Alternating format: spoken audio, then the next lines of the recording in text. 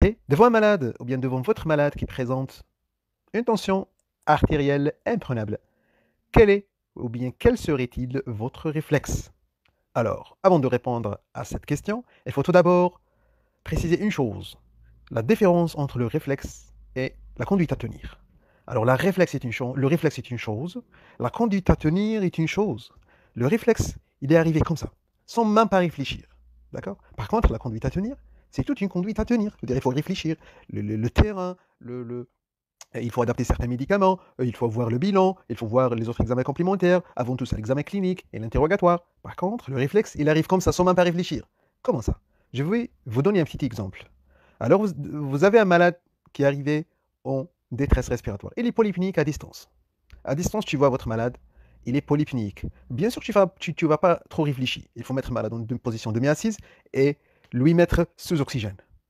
Alors, il ne faut pas attendre hein, d'examiner le malade et faire tout ça. Et après ça, tu mets l'oxygénothérapie comme une conduite à tenir. Non, il faut rapidement mettre le malade sous oxygène. Et ça s'appelle un réflexe. L'intérêt de ces réflexes, c'est quoi? C'est de accélérer la prise en charge ou bien gagner le temps. D'accord? Parce qu'un malade en souffrance, c'est des minutes qui sont très précieuses. D'accord? Il faut agir vite. Revenons à notre question. Alors, votre malade, il présente une tension artérielle imprenable. Quel serait-il votre réflexe?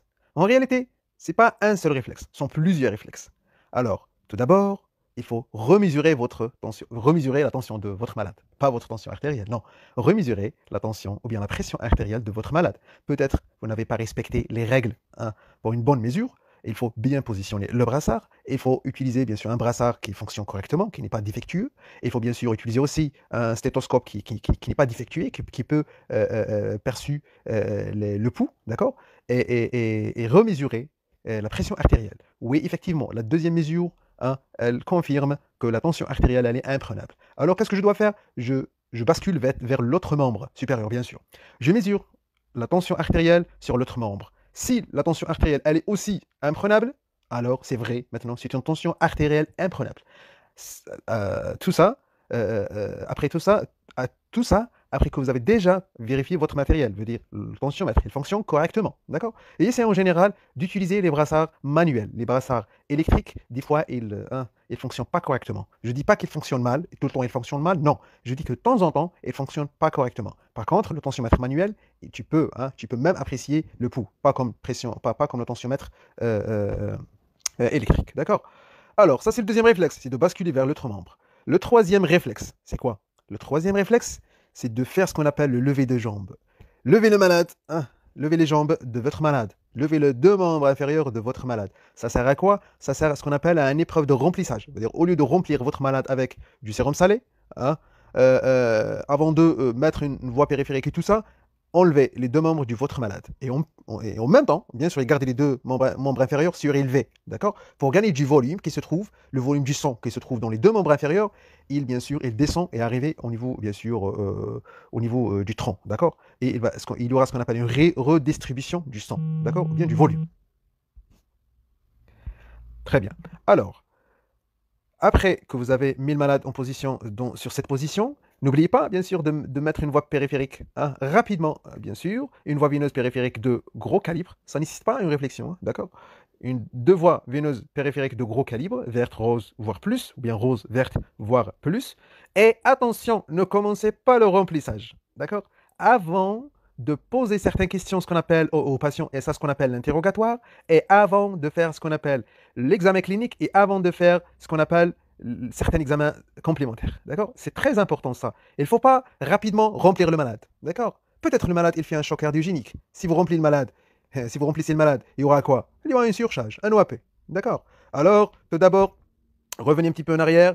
Votre malade, position, les deux membres inférieurs sont surélevés, les voies veineuses sont là, et les malades, c'est les dyspniques, mettez-le sous oxygène. Très bien. Maintenant, qu'est-ce que je dois faire?